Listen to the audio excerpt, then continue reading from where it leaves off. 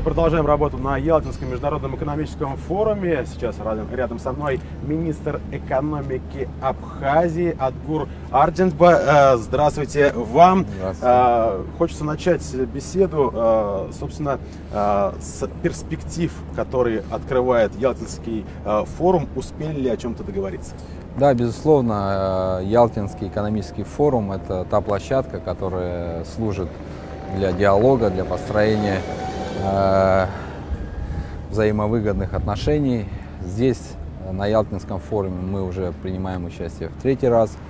И с каждым годом вопросы взаимодействия между Абхазией и Республикой Крым, они расширяются, перечень вопросов, перечень направлений, она расширяется. В частности, речь идет о поставках товаров из Республики Абхазия на крымскую землю и, соответственно, товаров, произведенных в Республике Крым на территорию Абхазии. О каких объемах идет речь Пока это небольшие объемы, это десятки миллионов рублей, но в перспективе речь идет уже о более крупных объемах, речь идет о строительных материалах, и также обсуждаются вопросы перспектив транспортного сообщения, это пассажиропоток, то есть создание некого такого единого подхода, единой позиции на туристическом рынке, потому что мы все находимся, и Республика Крым, и Республика Абхазия, и Краснодарский край, мы все практически находимся в одном сегменте предоставления туристических услуг.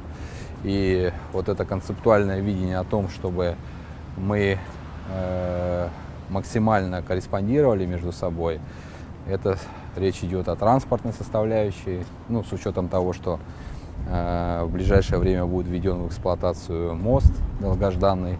Это позволит, если речь пойдет о морском сообщении, это позволит, скажем так, качественно диверсифицировать туристический продукт, который будет представлен игроками Черноморского побережья.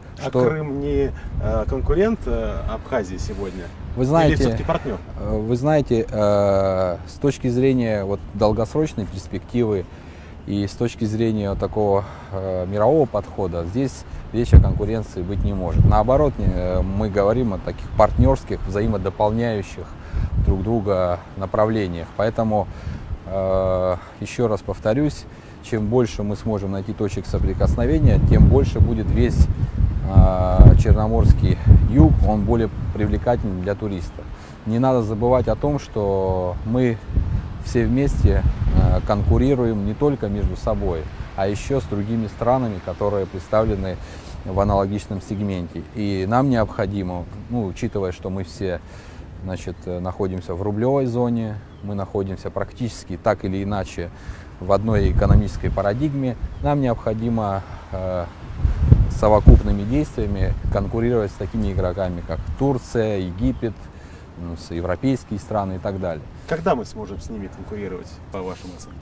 Я думаю, что если не учитывать пессимистические прогнозы, это с учетом того, что сейчас мы видим, то, что происходит здесь, в Крыму, с учетом тех колоссальных преобразований, которые произошли в городе Сочи, например, да, с учетом того, что тех шагов, которые предпринимаются в Абхазии, с учетом того, что у нас там есть природный потенциал определенный, такой привлекательный. Я думаю, что это давать конкретную цифру мне тяжело, но это не за горами, потому что... Это не десятки лет, это несколько лет. Я думаю, что да, потому что наши предприниматели, наши игроки, они научились конкурировать, они научились перенимать лучший опыт, который есть. В условиях санкций. Да, в условиях санкций.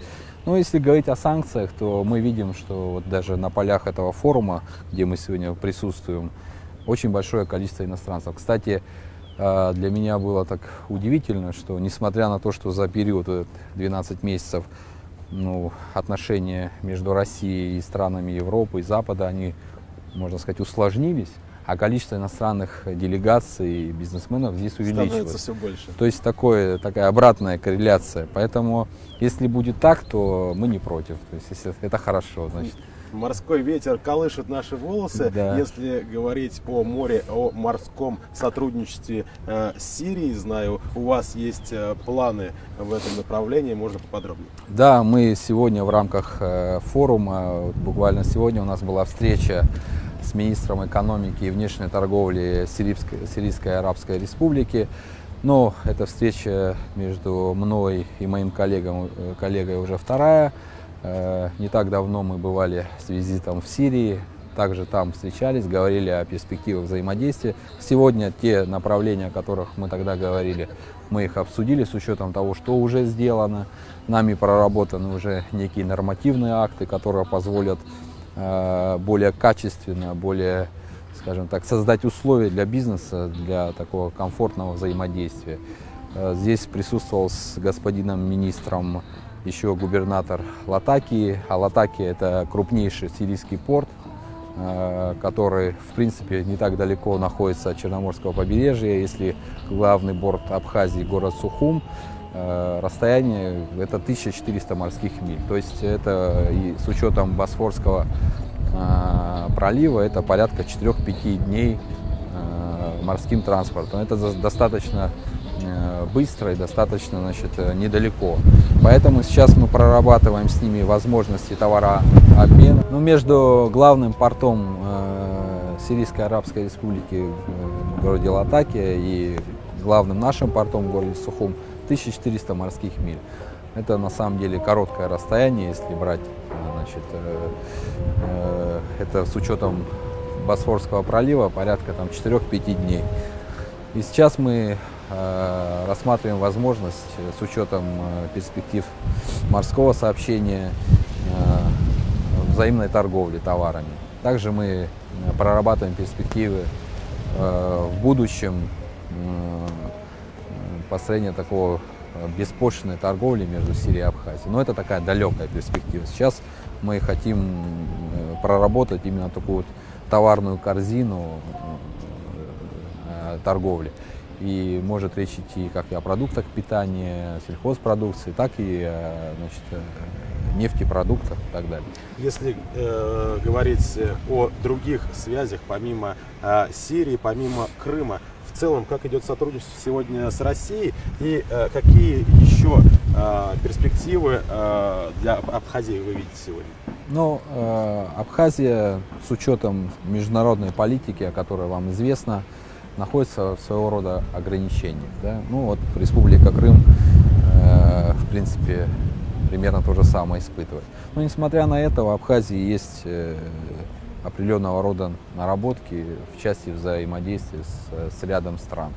В Абхазии присутствует бизнес как европейских, представителей европейских компаний, так и китайцы присутствуют, проявляют интерес. То есть взаимодействие Абхазии с миром, оно расширяется с каждым годом. И если говорить конкретно о России, конечно, безусловно, Россия является для нас безусловным лидером в экономических отношениях. На долю России приходится больше 70% товарооборота, внешнеторгового оборота. Если говорить о экспорте, это больше 86%. А за последнее время вот эта динамика, она идет в положительную сторону или вот? Безусловно, безусловно. У нас экспорт в Россию только за последние 2 года увеличился практически в 2 с лишним раза. Ну, это, скажем так, благоприятная, можно сказать, обратная сторона негативных взаимоотношений России с внешним миром. Это и курсовая разница, которая, значит, в отношении валют третьих стран. Абхазия — это по умолчанию рублевая зона, и все товары, которые произведены в Абхазии в рублевом сегменте, они в ценовом плане более конкурентоспособны на российском рынке. Это в основном винодельческая продукция, сельхозпродукция. И надо отдать должное нашим предпринимателям. Они, конечно, за последние годы сильно подтянулись. Продукция очень высокого качества и на российском рынке у российского потребителя пользуется заслуженным, скажем, спросом и любовью, да, можно даже так сказать. Поэтому, конечно, Россия в плане привлечения инвестиций в Абхазию тоже номер один. Топ 10 компаний крупнейших налогоплательщиков Абхазии, это практически 8 из 10 это компании с участием российского капитала. То есть это частные компании российские, они на протяжении 10-15 лет, некоторые из них очень успешно функционируют на абхазском рынке. Ну, с учетом размеров абхазского рынка, абхазской экономики, это достаточно крупные компании. Поэтому это направление только увеличится, расширяется. И мы, в принципе, в экономическом плане совершенно обоснованно не видим других векторов, которые могут сильно конкурировать с вектором российской направленности. То есть Россия географически и по всем другим направлениям, она именно для Абхазии является очень приоритетным. Это в части экспорта туристических услуг. У нас больше 95-96% туристов это граждане Российской Федерации. Ну, соответственно, экспорт товаров, я уже говорил, это в основном Российская Федерация. Да, сопредседатель деловой России Андрей Назаров говорил, что Крым через несколько лет станет вторым Монако. Чем станет Абхазия через несколько лет? Ну, если господин Назаров, скажем так, занял нишу Монако, то Абхазия может стать такой, как Лихтенштейн, Люксембург. Мы не возражаем. То есть Монако мы готовы уступить нашим братьям из Республики Крым. Ну, если сравнивать. Но если говорить серьезно, то в Абхазии есть серьезные большие перспективы. И природно-климатические, и географическая позиция. То есть у нас есть все для того, чтобы очень интенсивно развиваться. Основным препятствием для развития Абхазии на сегодняшний день является отсутствие должного уровня инвестиций. То есть это опять же связано с тем, что в Абхазию ограничен приток капитала с учетом тех политических обстоятельств, которые присутствуют. Но если взять динамику и ретроспективу, то, конечно, есть очень серьезный прогресс. И мы в этом направлении работаем.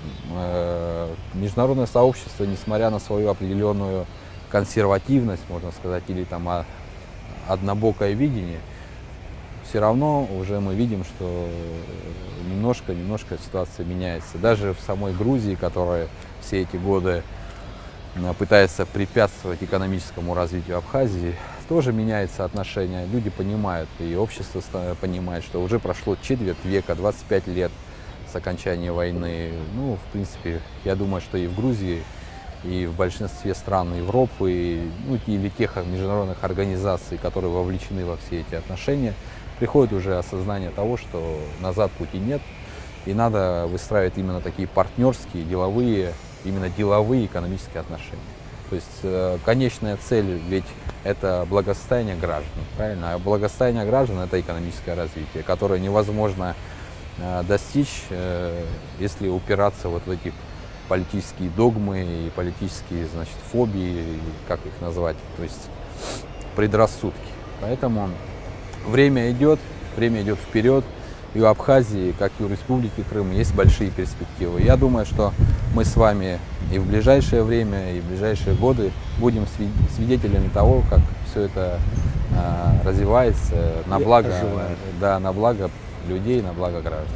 Да, я благодарю вас за беседу. Нашим зрителям напомню, что сегодня мы беседовали с министром экономики Абхазии Адгуром Ардинбай.